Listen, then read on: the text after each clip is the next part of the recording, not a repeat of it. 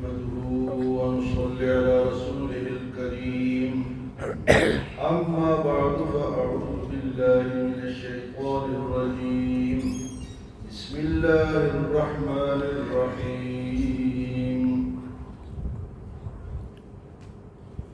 إن علينا للهدى وإن لنا للآخرة والأولى فأنذرتكم نارا تلظى لا يصلاها إلا الأشقى الذي كذب وتولى وسيجنبها الأتقى الذي يؤتي ماله يتزكى وما لأحد عنده من نعمة تجزى إلا ابتغاء وجه ربه الأعلى ولسوف يرضى.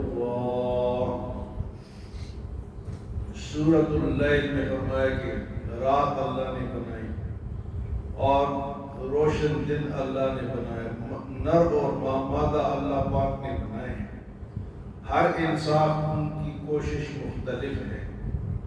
فرمایا کہ جس نے خرچ کیا، اچھے بات کی تصدیق کی، تو ہم اس کے لیے جنت کا راستہ آسان بنا دیں گے، اور جس نے بخل کیا، منہ موڑا اور اچھی بات کی تصدیق نہیں کی، تو ہم اس کے آخرت کا راستہ مشکل بنا دیں گے. یہ تو پچھلی آیات تھی. اب آج کی آیات میں اللہ پاک فرماتے ہیں یہ اتنا کچھ بنا کے، رات دن، نر مادہ، سورج چاند، مختلف قسم کے اعمال سب اللہ پاک نے بنائے. تو اب سوال یہ پیدا ہوتا ہے کہ اللہ پاک ان سب کو ہدایت پہ ڈالے گا؟ سارے ہدایت والے ہوتے ہیں. اب یہ جو کافر ہے یا گناہگار ہے، یہ نہ ہوتے ہیں کہ جیسے اللہ پاک کر سکتے ہیں. وَلَوْ يَشَاءُ اللَّهُ لَهَدَى النَّاسَ جَمِيعًا. اللہ چاہے تو سب کو ہدایت دے، لیکن پھر تو یہ اللہ کے اصول کے خلاف ہے نا. اس کے لیے تو فرشتے ہیں جو گناہ نہیں کر سکتے، تو پھر انسان بھی ایسے ہی ہو جاتا ہے. انسان کو تو اللہ نے ایک اشرف المخلوقات کب بنایا؟ جب یہ سارا کچھ چھوڑ کے زندگی پہ آتا ہے. سارا کچھ چھوڑ کے، اور یہ بھی نہیں کہ اللہ پاک نے اس کو پیدا کر کے اور خالی چھوڑ دیا، اکیلا چھوڑ دیا، اس کو ہدایت نہیں دی. ہدایت کے راستے سارے اللہ نے بتا دیا. اس لیے اللہ پاک یہاں فرماتے ہیں اِنَّ عَلَيْنَا لَلْهُدَىٰ. ہمارے اوپر تو ہدایت ہے، ذمہ داری ہماری ہے، لیکن پکڑ کے مسلمان بنانا یہ نہیں. یہ پھر آزمائش ختم ہے، پھر انسان کی پیدائش کا مقصد ختم. اس طرح فرشتوں نے کہا نا کہ آپ ایسے مخلوق پیدا کر دی جو خون ریزی کرے گی، جو لڑائی کرے گی، ایک دوسرے کو ماریں گے. آدم علیہ السلام کو تو اللہ نے فرمایا جو میں جانتا ہوں وہ تم نہیں جانتے. تو اللہ نے فرمایا کہ میرے ذمہ رہنمائی ضرور ہے. اِنَّ عَلَيْنَا لَلْهُدَىٰ. وہ رہنمائی کیا ہے؟ وہ کچھ تو انسان کے اندر ہے. مثلا اللہ نے آنکھیں دے دی، بھئی دیکھو اچھا ہے برا ہے. ہاتھ دے دیے، کان دے دیے، سنو اچھی بات ہے بری بات. چک کے دیکھو کہ کیسی چیز ہے. کچھ تو انسان کے اندر اللہ پاک نے ہدایت کے ذرائع رکھ دیے، اور باقی اللہ نے بے شمار وما نرسل المرسلین الا مبشرین ومنذرین. بے شمار رسول بھیجے، ڈرانے والے، خوشخبری سنانے والے، کتابیں بھیجی. رہنمائی تو موجود ہے. اب اگر کوئی لینا چاہتا ہے تو اس کو مل جاتی ہے، اور جو نہ لینا چاہتا ہے تو پھر فرمایا کہ وہ پھر اس کی اپنی مرضی ہے. ان علینا للہدی، ہمارے ذمہ رہنمائی ہے، ہدایت وہ ہے اللہ نے دے دی ہے۔ کوئی یہ کہہ سکتا ہے کہ رہنمائی موجود نہیں ہے؟ موجود ہے۔ اگر آپ کی ایک جگہ سے آپ سے مسفائل نہیں ہوتے، آپ کو تسلی نہیں ہوتی، دوسری جگہ چلے جاؤ، تیسری جگہ چلے جاؤ، ایک عالم کے پاس، دوسرے کے پاس، تیسرے کے پاس، قرآن خود سیکھ لو۔ تو ذرائع تو موجود ہے، لیکن زبردستی والا معاملہ اللہ نہیں۔ اگر زبردستی والا ہوتا تو پھر تو پکڑ کے، اور پھر زبردستی ایک کام میں نہ ہوتی ہدایت میں، ساروں کو ہدایت، پھر گناہ میں بھی اللہ پکڑ گئے، جہاں ہاتھ ڈالا ادھر ہی پتھر ہو گئے۔ پھر دونوں طرح اللہ پاک کر سکتے ہیں کہ بھئی تو نہیں مانتا، تیرا علاج نہیں ہے، لیکن اللہ نے وہاں بھی انسان کو کھلا چھوڑا ہے، جو کرتا ہے وہ کرتا ہے، اور ہدایت کے لیے بھی اس کو کھلا چھوڑا ہے۔ تو اللہ پاک فرماتے ہیں ان علینا للہدی وان لنا للآخرۃ والأولی، آخرت بھی میری ہے اور دنیا بھی میری ہے۔ اگر کوئی یہ کہے نا کہ دنیا ہماری ہے یا آخرت پہ ہم زبردستی قبضہ کر لیں گے، ہاں جی، جنت میں ہم زبردستی چلے جائیں گے، وَإِنَّ لَنَا لَلْآخِرَةَ وَالْأُولَى، دنیا بھی میری ہے اور آخرت بھی، کوئی زبردستی نہیں کرتا۔ إِنَّ عَلَيْنَا لَلْهُدَى وَإِنَّ لَنَا لَلْآخِرَةَ وَالْأُولَى فَأَنذَرْتُكُمْ نَارًا تَلَظَّىٰ، میں نے بھڑکتی ہوئی آگ کے بارے میں بتا دیا، شعلے مارتے ہوئے آگ کے بارے میں نے بتا دیا، فَأَنذَرْتُكُمْ، تمہیں ڈرا دیا، نَارًا تَلَظَّىٰ، جو شعلے مارتی ہوئی آگ ہے، یہ میں نے بتا دیا، اب تمہاری مرضی سے بچتے ہوئے اس کے اندر جلاتے ہو۔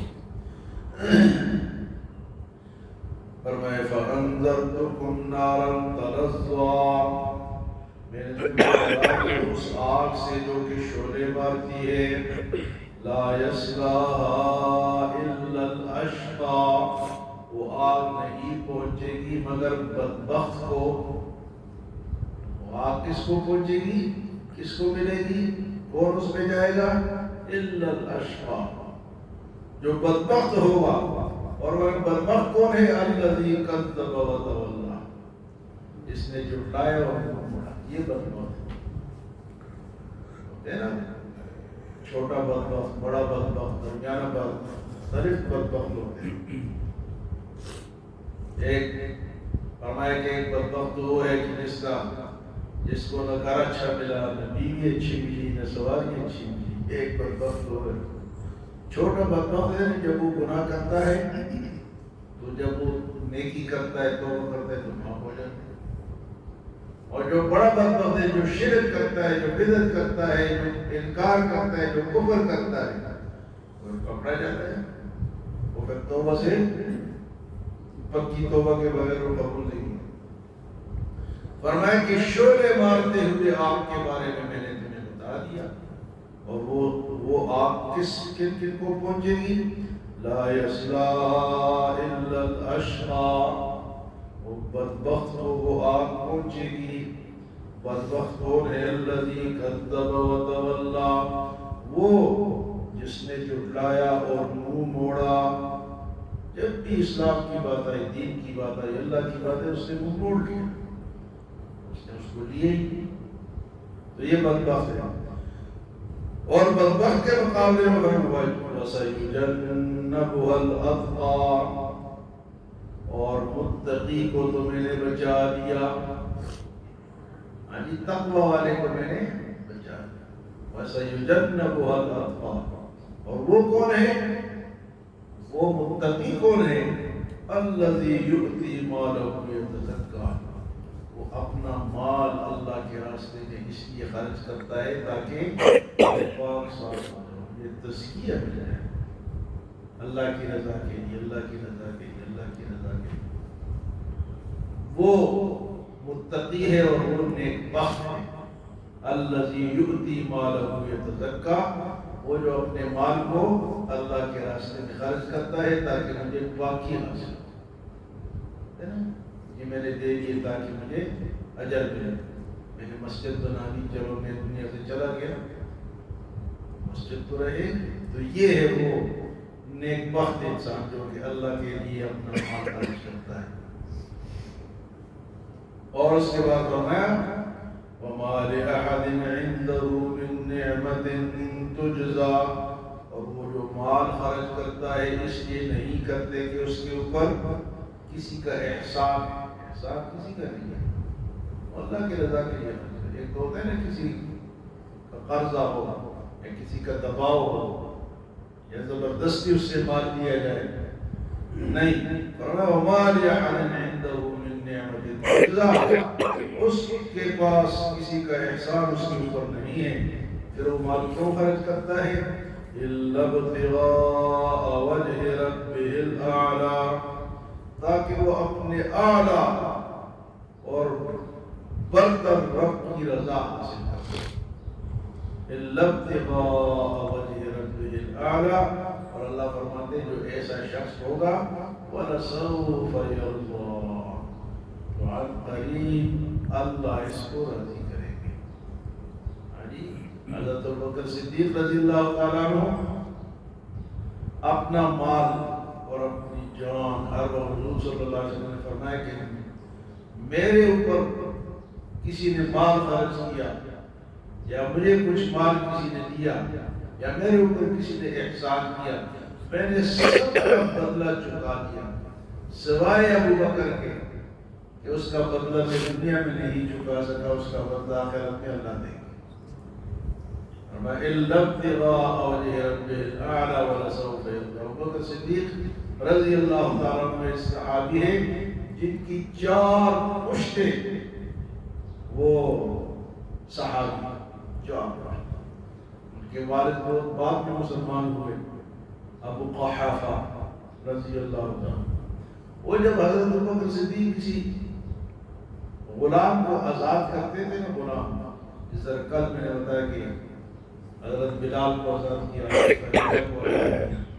تو ابو قحافہ ان سے کہتے تھے کہ بھائی کسی مضبوط آدمی کو آزاد کرو، جوان آدمی ہو، کل تمہیں کام آئے، یہ کیا غریبوں کو جناب کمزور لوگوں کو تم آزاد کرتے ہیں۔ لیکن حضرت ابوبکر صدیق کہتے تھے لَبْتِغَاءَ وَجْهِ رَبِّهِ الْأَعْلَى، تو آپ کے والد صحابی، آپ خود صحابی، آپ کے بیٹے صحابی اور آپ کے پوتے صحابی، 4 پشتوں سے حضرت ابوبکر صدیق رضی اللہ تعالیٰ عنہ ایسے لوگ خوش قسمت اور نیک بخت ہوتے ہیں۔ اللہ ہمیں عمل و سبق